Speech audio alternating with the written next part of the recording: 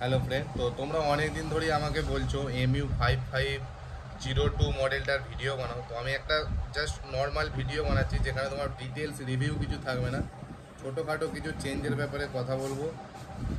তো চলো যা যাক, ভিডিওটা আমি অলরেডি করে নিয়েছি। তো এটা বানাচ্ছি শুধুমাত্র এটাকে ব্লগে দেওয়ার জন্য। তো ভিডিওটা কেমন লাগলো কমেন্ট করে জানিও। ভিডিওটা ভালো লাগলে একটা লাইক করো, আর এইরকম টাইপের ভিডিও দেখার জন্য আমার চ্যানেলের সাথে জুড়ে থেকো।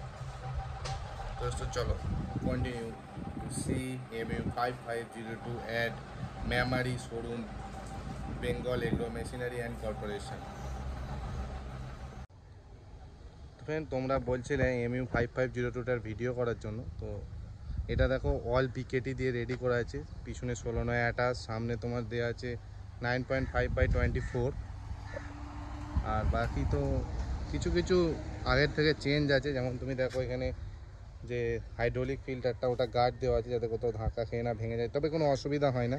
তবে 4 হুইলের ক্ষেত্রে কাদায় যায়, হতেই পারে। আমার 2 হুইল, আমি তো এনে ওই এক্সপিরিয়েন্সটা পাইনি। এখানে তোমার এক্সট্রা একটা পাতি দেওয়া আছে। বাকি তোমার ব্যাটারি 65 অ্যাম্পিয়ারই আছে এক সাইডের। আর অ্যাক্সেলটা দেখে নাও। তবে এদের যে অ্যাক্সেলটা আমি দেখেছি ডাচফারের মতো ওরকম নয়, এটা আলাদা। ওর অ্যাক্সেলটা যে এরকম পাওয়ার নেই, এটা নেবে কিনা আমি বুঝতে পারছি না। কারণ এদের অ্যাক্সেলটা দেখো, এইখান থেকে যে গিয়ে ওখান থেকে টোটাল প্রিমিয়াম হয়ে আবার এই পয়েন্টে যাচ্ছে, তারপর আবার ওকে ও পাওয়ার দেবে, তারপর ঘুরবে। আর ডাচফারের ক্ষেত্রে কি হয়, ক্রসের মতো সিস্টেম করা আছে। ক্রসটা গিয়ে ডাইরেক্ট চাকার সঙ্গে লিঙ্কেজ হয়ে তোমার কানেকশানটা নেয়।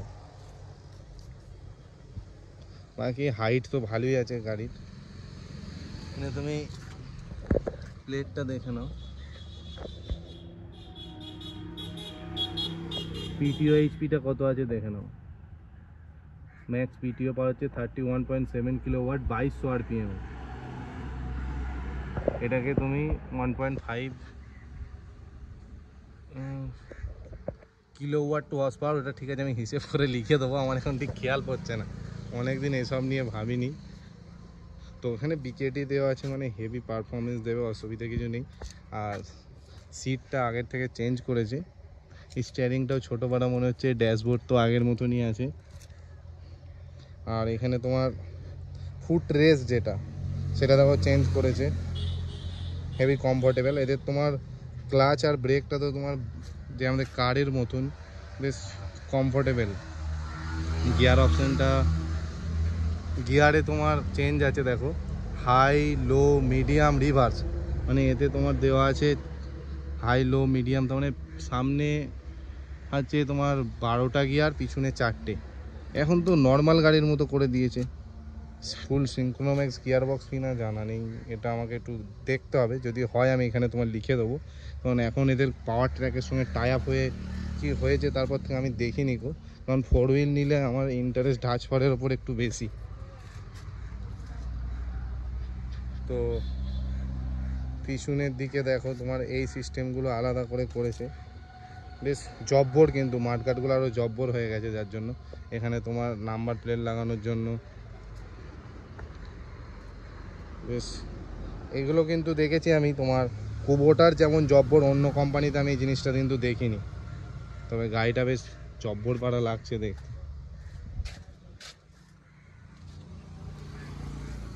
ফুয়েল ট্যাঙ্ক তো তোমার 65 লিটারেরই আছে, MU5502 কুবোটা।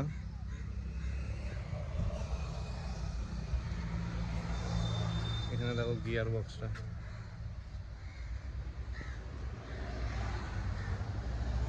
এটা হচ্ছে তোমার হাইড্রোলিক লক, আর এটা তোমার হাইড্রোলিকের দিকে করার জন্য, আর তোমার টেলারের জন্য এটা।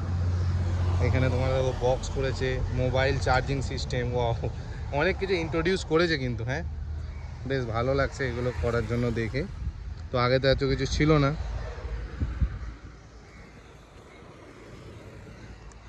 তো দেখতেও বেশ ভালো লাগছে গাড়িটাকে। আগের থেকে লুকটা অনেকটা চেঞ্জ করেছে। আমার মনে হয় আগের লুকটা দেখতে বেশি বেহতার ছিল, মানে আমার আগেরটাই বেশি ভালো লাগতো। এটা কেমন কেমন লাগছে, তো এর সম্বন্ধে আরও কিছু জানার থাকলে কমেন্ট করে জানাবে, উত্তর দেওয়া হবে। তো 4টে বিকেটে দিয়ে বেশ গাড়িটাকে দেখতে ভালোই লাগছে।